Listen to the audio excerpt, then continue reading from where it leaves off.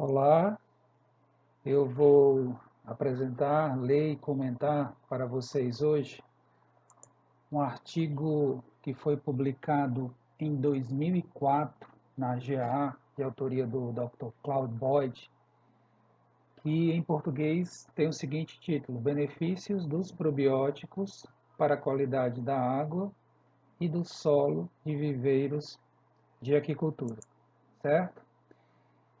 Nesse artigo, após a introdução, vai ser falado sobre assimilação de resíduos pelos micro-organismos, fundamentos biológicos da ação probiótica, quando os processos assimilativos não são suficientes, fatores que limitam a atividade microbiana, enzimas como probióticos, resultados experimentais, conclusões e considerações finais. Esse é o sumário, tá?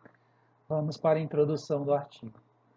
Os probióticos, o uso de probióticos em agricultura está crescendo, né, entre os produtores, à medida que os produtores buscam melhorar a qualidade da água e do solo dos viveiros, aumentar a sobrevivência e obter melhores taxas de crescimento das espécies cultivadas. Os probióticos incluem uma gama de produtos os quais geralmente são de origem microbiana ou botânica. Aqueles utilizados como produtos ou compostos para melhorar a qualidade da água e do solo, eles são cultura de bactérias vivas, preparações enzimáticas ou uma combinação de ambos, bactérias e enzimas. Muitos microbiologistas têm endossado, ou seja, têm apoiado, confirmado, que o uso de probióticos é válido para melhorar a qualidade da água e do solo. Os representantes, né, dessas empresas que comercializam esses produtos fazem alegações bastante interessantes sobre os benefícios que podem ser obtidos com o uso dos seus produtos. Dentre essas alegações, eles incluem os testemunhos de produtores satisfeitos, né, que utilizaram e tiveram bons resultados. O uso dos probióticos começou na Ásia, tá, que é onde é o forte da aquicultura mundial, né, aquicultura asiática, China, tá, os países asiáticos, e se espalhou para todo mundo, para o Ocidente. Apesar disso, existem ainda poucos trabalhos publicados, isso foi em 2004, sobre o uso de probióticos como enhancers, né, melhoradores da qualidade da água e do solo em viveiros de aquicultura, que dão uma quantidade de evidências experimentais ainda da sua eficiência ainda muito limitada, tá? Ainda muito limitada. Vamos ver agora a assimilação de resíduos pelos micro-organismos. Nos viveiros de aquicultura, a assimilação de ração não consumida, as fezes dos animais, metabólitos nitrogenados, restos de plâncton e outros resíduos ou excretas, geralmente é feito por micro-organismos, especialmente pelas bactérias. Tá? Aqueles que defendem, né, o uso de probióticos argumentam que esses inóculos bacterianos contêm espécies de bactérias capazes de realizar importantes processos assimilativos, tais como degradação da celulose, mineralização da matéria orgânica, oxidação da amônia, oxidação do sulfetos e a desnitrificação. Todos processos benéficos para a melhoria da qualidade da água e do solo. Alguns declaram até que seus produtos conseguem controlar blooms de cianobactérias e até melhorar as concentrações de oxigênio dissolvido. Os comerciais, né, os anúncios enfatizam o papel que comunidades microbianas saudáveis têm na manutenção de boas condições ambientais nos viveiros e declaram que a aplicação desses produtos, né, bacterianos e enzimáticos podem garantir um normal funcionamento da microflora, aí entra tanto o ambiental quanto do próprio organismo que está sendo cultivado. O interesse, né, na utilização de probióticos em aquicultura, ele é estimulado, encorajado por essa abordagem bastante forte, né, de venda, tá? Essa estratégia de venda bastante agressiva, baseada em informações microbiológicas, tá? Que oferecem uma maneira potencialmente simples e relativamente barata de resolver um problema bastante comum de viveiros de criação de peixes e camarão, que é a, a queda, né, a deterioração da qualidade ambiental, a qualidade de cultivo desses viveiros, certo? Vamos ver agora fundamentos biológicos da ação probiótica. Por conta que, levando em consideração essa hipótese de que esses produtos, né, probióticos melhoram a qualidade da água e do sedimento, tendo em conta que essa hipótese ainda não foi completamente verificada pela pesquisa científica, tá? É interessante e importante fazer uma discussão sobre as bases biológicas ou os fundamentos biológicos dessa hipótese da ação probiótica sobre a qualidade da água do solo. Isso deveria ser examinado de uma forma mais detalhada. Um ponto crítico é o seguinte, que os ecossistemas desses viveiros cavados, tá? Esses viveiros externos expostos, né? À atmosfera, à luz, viveiros que a água está em contato com o solo, ele já contém propágulos de micro-organismos necessários para degradar a matéria orgânica, pelo menos a matéria orgânica comum, tá? Os resíduos em viveiros de aquicultura, que essencialmente são ração não consumida, fezes animais e restos de plâncton, fazem parte dessa matéria orgânica comum que rapidamente se decompõe na água, tá? Esses micro-organismos decompositores, eles respondem, a atividade deles responde à presença de substrato, né, alimentar para as bactérias, e a abundância desses micro-organismos aumenta rapidamente até que o substrato tenha sido consumido. O número de bactérias nesse momento em que o substrato ele é consumido, ele vai cair rapidamente e ao final disso vão restar apenas esporos, tá? Alguns corpos microbianos remanescentes que são esses esporos. Esse padrão de crescimento microbiano ele pode ser observado nessa figura, tá? O que é que nós temos aí? A gente tem uma parábola, né? A gente tem uma fase ascendente, chega a um pico, né? Ponto de máximo, a partir do qual você tem uma queda rápida, tá? A gente está tratando aí, falando na abundância de micro-organismos da água e do solo, tá? Qual é o que faz esses micro-organismos crescerem e depois decrescerem, tá? É a presença do substrato, matéria orgânica, né? Que eles possam decompor. Então, havendo matéria orgânica, eles respondem crescendo, se multiplicando, porque tem alimento para eles. Não só matéria orgânica, né? Temperatura, pH, oxigênio também é importante. Então, eles crescem à medida que existem as condições necessárias, dentre elas o alimento para a bactéria, que é a matéria orgânica. Aí chega um ponto em que aquela matéria orgânica foi completamente consumida, tá? Que vai coincidir com o ponto de máximo da abundância microbiana. A partir daí, por falta de substrato ou de alimento para as bactérias, elas vão morrer, né? Elas vão desaparecer do meio, Após um certo tempo, permanecerão apenas os esporos, que havendo uma nova entrada de substrato, de matéria orgânica, que no caso de um ciclo de produção de aquicultura é praticamente contínuo, é diário, volta esse ciclo reinicia, né, com uma nova fase de crescimento desses micro-organismos, certo?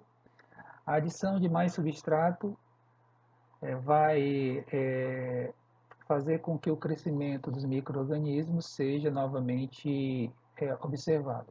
Isso sugere que para aumentar a ação microbiana, você precisaria apenas adicionar substrato, não micro-organismos, porque os micro-organismos já estão presentes, tá?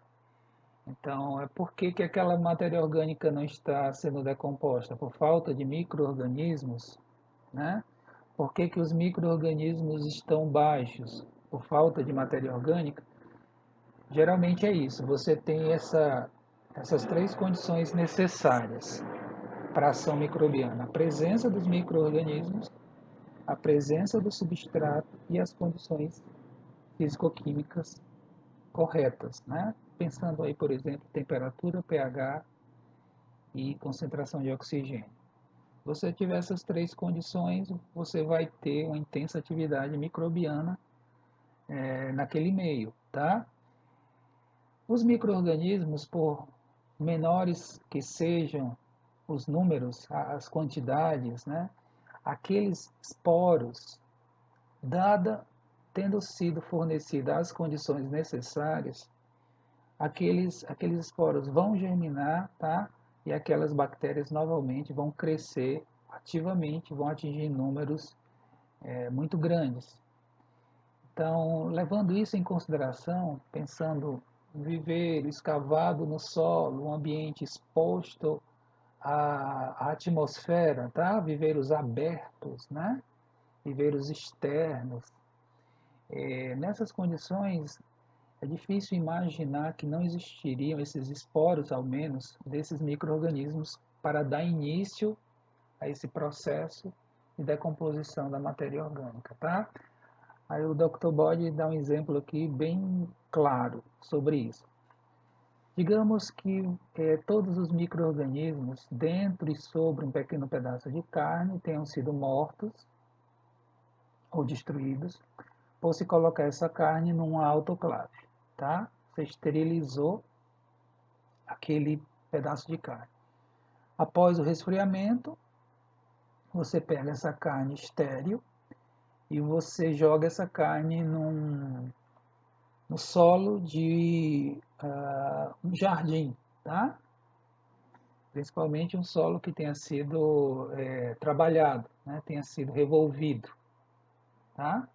Você pega aquela carne estéril e joga ali naquele solo de jardim.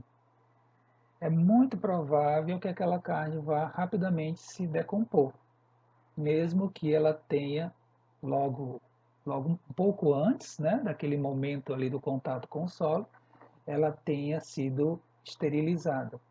Os micro-organismos já presentes no solo do jardim irão rapidamente degradar a carne, tá? Onde é que ele está querendo chegar aqui? Os micro-organismos estão lá no solo. Basta você dar o substrato, as condições físico-químicas corretas, a ação microbiana, o crescimento microbiano vai acontecer, tá? O uso de inóculos bacterianos seria mais lógico em ecossistemas que sejam ausentes desses propágulos, tá? Bacterianos, tais como tanques de tratamentos de esgotos, tá? Que tenham recebido efluentes que foram aquecidos a altas temperaturas e que esse aquecimento tenha matado as bactérias. Se por alguma razão aquele efluente receber um tratamento, como por exemplo aqui o térmico, tá? Que levou à morte das bactérias, aí nesse caso faz todo sentido você aplicar um inóculo bacteriano, Por exemplo, né, se você tiver uma água que foi clorada, ozonizada, né, recebeu radiação ultravioleta, tratamentos que esterilizam, né, levam a carga microbiana lá para baixo até zero. Nesse caso, faz todo sentido aplicar esses inóculos bacterianos, afinal de contas, as bactérias foram eliminadas daquele meio. Agora, num ambiente como um viveiro de uma fazenda, um viveiro escavado, né, em condições praticamente naturais, né, você tem ali uma bacia, né, vulgarmente um buraco no solo e pronto, que foi cheio d'água, né, foi preenchido com água. Então ali a gente imagina, e realmente vai acontecer isso, você tem ali, as bactérias vão estar presentes, tá? Quando não na forma ativa, pelo menos na forma de esporo, tá? Seria também lógico que espécies, cepas especiais de bactérias poderiam ser desenvolvidas para tratar matéria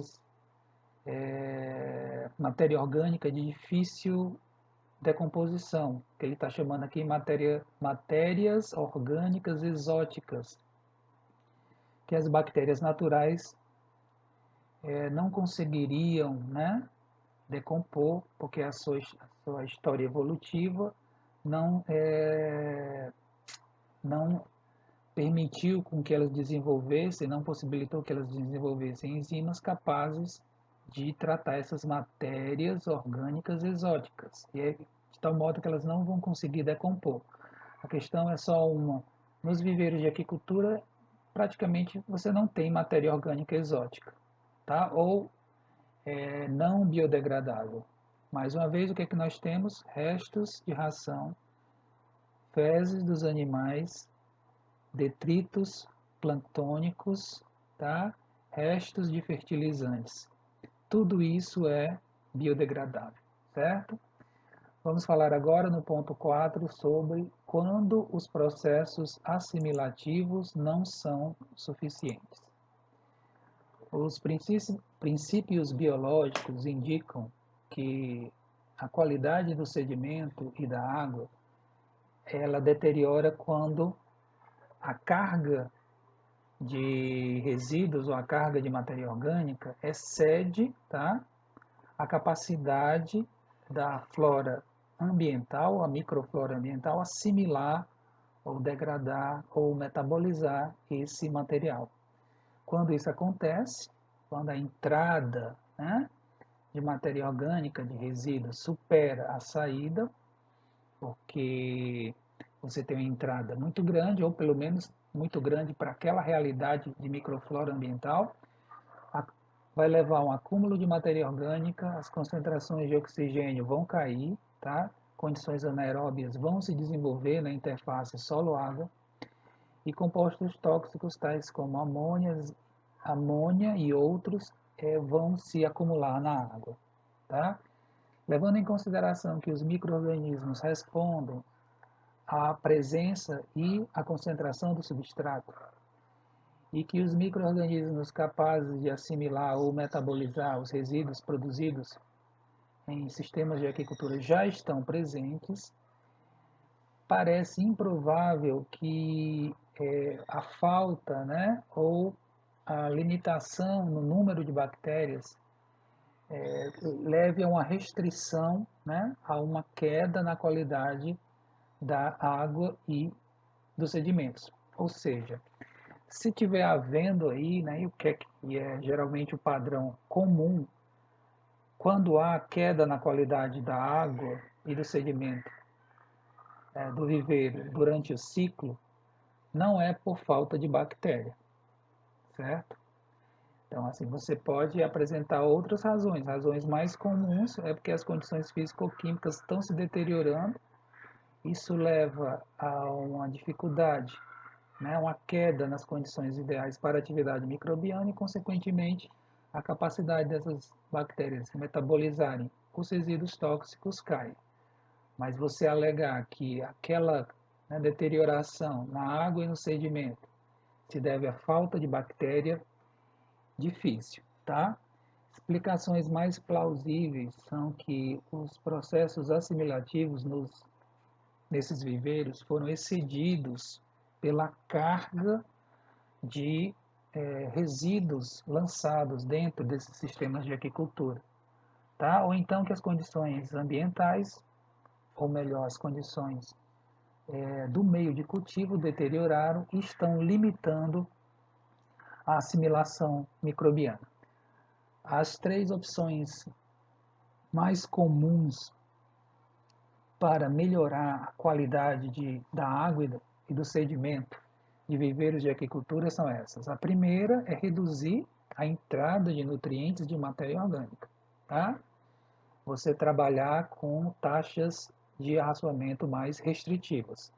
A segunda, você fazer renovação de água, né? Você tirar metabólitos tóxicos, plâncton, detritos orgânicos com a renovação de água. E o terceiro, você corrigir os desequilíbrios ou desajustes ambientais do meio de cultivo que estejam limitando a assimilação, geralmente correção pH, alcalinidade, concentração de oxigênio, certo? Vamos agora para o ponto 5, fatores que limitam a atividade microbiana. Os dois principais fatores que limitam a atividade microbiana em viveiros de aquicultura são o pH, tá? Quando esse pH cai abaixo de 7, e concentrações de oxigênio dissolvido, quando essas concentrações caem abaixo de 3 mg por litro. Para corrigir o pH da água e do solo, você pode utilizar os materiais para calagem, como o calcário ou a cal, tá? E claro, a forma mais efetiva de melhorar, né, elevar as concentrações de oxigênio dissolvido, a aeração mecânica, mas a troca d'água pode também trazer um efeito benéfico sobre o oxigênio dissolvido.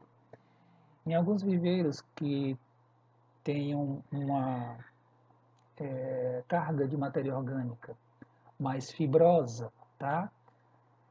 A quantidade de nitrogênio presente nessa matéria orgânica fibrosa pode ser insuficiente para promover a decomposição da matéria orgânica durante a secagem do viveiro. Então, tem aquela primeira matéria orgânica mais lábil, ou seja, de maior biodegradabilidade, que vai ser decomposta rapidamente. E vai permanecendo aquela matéria orgânica de biodegradabilidade menor, tá? É justamente aquela matéria orgânica mais fibrosa. Para você eliminar ou acelerar a decomposição dessa matéria orgânica remanescente, você pode aplicar ureia para elevar a concentração do nitrogênio. Ou seja, você vai trabalhar aí com a relação carbono-nitrogênio da matéria orgânica, você vai ajustar para baixo. A aplicação de 200 a 500 kg de ureia por hectare pode ser efetivo para acelerar a decomposição da matéria orgânica em tais situações. Muitos gerentes, né, gerentes de produção em fazendas de camarão e de peixe não sentem a necessidade de aplicar inóculos de algas nos seus viveiros para iniciar, para estimular os blooms, né, as florações de fitoplâncton. Eles geralmente entendem que propágulos de muitas espécies de fitoplâncton já estão presentes nesses ecossistemas aquáticos, tá? E que a abundância do fito vai aumentar na água se ela não estiver ácida, né? Se ela estiver com pH corrigido, neutralizado, tá? E os nutrientes necessários por fito, nitrogênio, fósforo e outros, tenham sido fornecidos adequadamente. Então não há necessidade de inóculo, porque esses propágulos, né, esses esporos de fitoplâncton já estão lá no solo, tá? Já estão lá no solo. Atitudes diferentes, ou seja, modos diferentes de pensar fitoplâncton versus bactéria, né? O fitoplâncton não precisa inocular, bactéria precisaria fazer o inóculo inicial de bactéria. Essa diferente forma de encarar fito e bactéria, os inóculos iniciais, está provavelmente relacionado ao fato de que as algas são visíveis como blooms, né, que vão alterar a cor da água, enquanto que os blooms bacterianos são invisíveis ao olho descoberto, sem microscópio. Os produtores, né, sabem que o fitoplâncton se desenvolveu bem, as florações desejadas aconteceram, tá? Pela aparência, pela cor da água, né? Pela transparência da água. Mas o status da comunidade bacteriana não pode ser acessado ou avaliado tão facilmente. Aí, na dúvida, aplica o probiótico inicial como um inóculo, tá? Vamos para o ponto 6, enzimas como probióticos. O enzima é um catalisador orgânico. Catalisadores são substâncias que aceleram as reações químicas, mas não são consumidos nesses processos.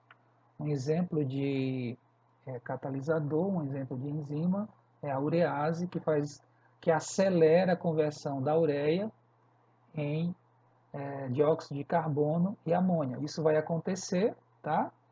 Quando a ureia é aplicada na água, isso acontece, mas a atividade da enzima urease, através de alguma bactéria, vai acelerar essa transformação da ureia em CO2 e amônia. Muitas reações, muitas não, a maioria das reações bioquímicas são facilitadas pela ação enzimática. As enzimas têm funções bem específicas, né? E o nome dela já mostra a ação que ela desenvolve.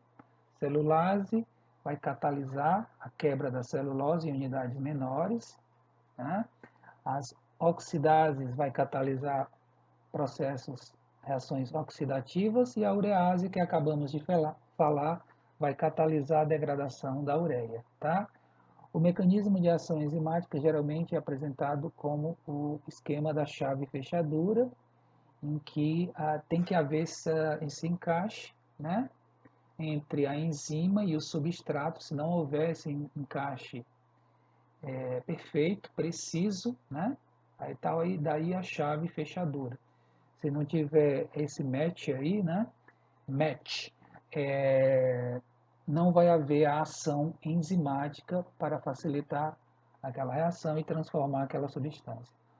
Obviamente, se um aumento na quantidade de enzima em um determinado sistema, tá, em relação a um substrato, vai aumentar a taxa de transformação enzimática, certo?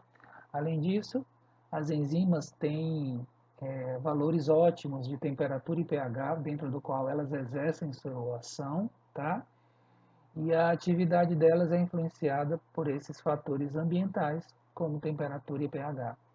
As enzimas estão presentes em todas as células vivas, tá? Agora, além das enzimas que estão intracelulares, existem enzimas extracelulares. Esses micro-organismos produzem e excretam essas enzimas no meio, tá? No ambiente, e elas vão agir fora do organismo, tá? Existem enzimas intracelulares que agem dentro do organismo, por exemplo, da bactéria, e existem enzimas extracelulares que, uma vez sintetizadas, são excretadas e vão agir fora do organismo. Por exemplo, enzimas extracelulares vão quebrar moléculas orgânicas em unidades menores que poderão ser absorvidas pela bactéria e outros organismos de decomposição. É uma forma de ação bacteriana, tá? Ela começa a trabalhar o substrato do lado de fora, tá? E ele, em unidades menores, ele vai ser absorvido, e a digestão, a ação enzimática continua dentro da célula, tá? Esses preparados enzimáticos utilizados como probióticos geralmente são extratos obtidos de homogenatos de células de leveduras, tá? Extratos obtidos de homogenatos de células de leveduras. E elas vão funcionar, né, de modo extracelular, tá? Vão ter essa ação extracelular. Os defensores, né, desses produtos, esses preparados enzimáticos com ação probiótica, argumentam que a adição de enzima em viveiros de aquicultura aumenta a atividade dessas enzimas extracelulares no meio e favorece taxas maiores de assimilação de resíduos pelos micróbios, ou seja, como um reforço externo que está sendo dado ao que já acontece naturalmente no meio, né? As bactérias naturais, elas já vão lançar ali no meio as suas enzimas extracelulares, só que você vai auxiliar essa atividade microbiana natural com a aplicação desses preparados enzimáticos, certo? Isso parece ser uma hipótese bastante razoável. Entretanto, na maioria dos viveiros, a atividade microbiana dessa microflora ambiental já produz as enzimas e é bastante questionável se essas pequenas quantidades adicionadas nesses tratamentos, nessas aplicações enzimáticas, tenham um efeito significativo, tá? Imagine, né? Grandes coleções de água, grandes viveiros, grandes tanques, nessas condições naturais, tá? Solo, atmosfera, ambientes externos. Será que realmente é necessário aquela pequena quantidade de enzima ali que está sendo aplicada? Será que vai ter um efeito, tendo em conta que a microflora ambiental, de modo natural, né, já produz essas enzimas extracelulares? As condições deterioradas de sedimento e de qualidade de água sugerem que as condições para assimilação bacteriana são baixas, tá? E que a capacidade assimilativa do viveiro tenha sido excedida. Quando você tem uma queda na qualidade da água e do solo, isso vai impactar negativamente a atividade microbiana, consequentemente, a capacidade dessas bactérias liberarem dessa microflora, tá? Microflora, né? Pegando aqui até os fungos, né? Porque vejam que a principal fonte desses preparados enzimáticos são as leveduras. Então, as leveduras naturalmente acontecem no meio, vão também produzir essas enzimas extracelulares. Então, será que no lugar de aplicar aquele preparado enzimático, né, não seria mais interessante você corrigir as condições físico-químicas da água e do solo, né, com calagem, com aeração, com troca d'água, e permitir que as próprias bactérias e fungos, a própria microflora do ambiente, produza, né, essas enzimas extracelulares, certo? A adição de enzimas ou combinados, misturas de enzimas com bactérias em tais sistemas, viveiros escavados externos expostos às condições ambientais. Pode não ser útil porque a ação microbiana já havia sido restringida ou limitada por outros fatores, certo? Vamos ver aqui esse tópico 7, resultados experimentais. Poucos estudos, né? Isso foi em 2004, mais estudos já foram realizados de lá para cá, tá? Poucos estudos têm mostrado que esses probióticos, de fato, olha só, poucos estudos mostraram que esses probióticos melhoram a sobrevivência do peixe e do camarão cultivado, tá? Então, pesquisa científica já realizada comprovaram um efeito benéfico da aplicação desses probióticos na água e no solo. Sejam cepas bacterianas, sejam enzimas, sejam mistura de bactérias com enzimas. O mecanismo pelo qual esses probióticos melhoraram ou melhoram a sobrevivência, né, elevaram a sobrevivência dos animais, é bastante curioso ou interessante ou causa admiração, tá? Porque aparentemente isso não está relacionado com a qualidade da água e do sedimento, com a melhoria da qualidade da água e do sedimento. O que diminui o estresse nas espécies cultivadas. Então, assim, As observações experimentais, as observações em experimentos controlados, em laboratório e em campo, têm mostrado efeitos limitados da aplicação dos probióticos na água e no solo. Por outro lado, a aplicação desses probióticos melhora a sobrevivência e o crescimento dos animais. Tem efeitos positivos nos índices zootécnicos. Como explicar isso?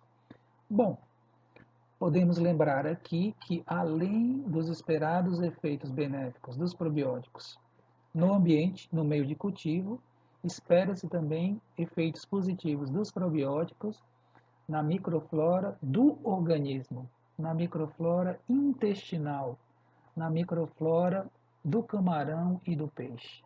Tá? Então, o que pode estar acontecendo aqui é que, apesar de não se ter evidências fortes, tá, da utilidade ou do significado, né, daquela aplicação sobre as condições físico-químicas da água e do solo, estaria ou está havendo aí um efeito benéfico daquela aplicação na água e no solo sobre a microflora intestinal, tá? Digestiva, hepatopâncreas, do intestino, do peixe e do camarão. Tá? Se isso está acontecendo, vai haver, sem dúvida nenhuma, vai trazer aí ganhos em termos de aumento de digestibilidade dos alimentos, tá? Uma microflora intestinal mais saudável, que impede a presença de bactérias e micro-organismos patogênicos, como o víbrio, por exemplo, de tal forma que esse organismo, com essa microflora mais saudável, digere melhor e tem uma maior resistência às doenças, às patologias. Com isso, os índices zootécnicos, como a sobrevivência, vão ser melhorados, tá? Vão ser melhorados. Deixa eu dar uma olhada aqui. Vários estudos realizados em viveiros experimentais conduzidos nos últimos 20 anos na estação de pesquisa da Universidade de Auburn, na Universidade do Estado do Mississippi, lá nos Estados Unidos, não demonstraram melhoras claras na qualidade do sedimento e da água de viveiros tratados com inóculos bacterianos e preparados enzimáticos. Mesmo doses várias vezes acima da sugerida pelo fabricante, mesmo quando essas doses, essas megadoses, superdosagens foram utilizadas, mesmo nesse caso, esses produtos não causaram mudanças positivas na qualidade da água de sistemas laboratoriais que simularam as condições de produção. Tá? Chegamos aqui às conclusões do artigo. Essa discussão não tem por intenção dizer que esses inóculos bacterianos, esses probióticos, esses preparados enzimáticos, tá? São ineficientes em todas as situações ou que eles não devam ser usados. It was really... Só um minutinho, pessoal. A intenção do artigo do Dr. Boyd é encorajar os produtores a pensar sobre a possível ação desses produtos, né? E desafiar, no bom sentido, né, os produtores, os fabricantes e seus representantes a desenvolver um corpo de evidência mais substancial para dar embasamento às suas alegações, tá? Não apenas relatos, por exemplo, de testemunhas, né? Testemunhas de produtores, que é bastante importante, né? Vídeos, a pessoa dizendo que aplicou e está bastante satisfeito, tá? Mas resultados controlados, né? Seguindo a metodologia científica. No momento, os produtores devem continuar utilizando esses produtos, esses probióticos, como eles desejam, porque eles são aparentemente seguros para uso. Não existe nenhum relato sobre toxicidade desses produtos para os animais, sobre a segurança dos trabalhadores, né, das pessoas que manipulam isso, e questões ambientais ou de segurança alimentar também não foram levantadas até agora, tá? Chegamos às considerações finais. Pessoal, é um artigo, não é tão recente, né? Já tem aí alguns anos, certo? Mas, de todo modo, ele foi escrito pela maior autoridade em termos de qualidade de água e de solo no mundo para a aquicultura, que é o professor Boyd, lá da Universidade de Auburn, que no alto dos seus 80 anos ainda continua trabalhando ativamente, né? Então a gente deve levar isso em consideração com todo respeito, certo? O que é que eu poderia dizer para vocês para encerrar? Funciona, não tenham dúvida, tá? A aplicação desses produtos funciona, aplicação na água, aplicação no solo, tratamento da água com probiótico, tratamento do solo com o probiótico. Entretanto, esses mecanismos de ação ainda não estão muito claros, certo? É preciso mais pesquisas para elucidar exatamente o que está acontecendo ali que leva ao final essa melhora nos índices zootécnicos, como por exemplo na sobrevivência. Agora, uma coisa, pessoal, não resta dúvida: se você não, juntamente com a aplicação do probiótico, do preparado enzimático, não corrigir as condições do meio de cultivo, tá? As condições físico-químicas, não ajustar o pH, você não tiver um manejo de aeração, tá? De nada vai adiantar aquela aplicação. Afinal de contas, essas bactérias, por melhores que sejam, não vão fazer milagre. Elas também exigem condições físico-químicas mínimas ou adequadas para o bom desenvolvimento delas, certo? Então, os probióticos vieram para ficar, tá? A utilização deles na aquicultura, tanto adicionado às rações, como também aplicado diretamente no meio de cultivo, seja na água, seja no solo, para tratamento da água do solo. Só que essa tecnologia, tá?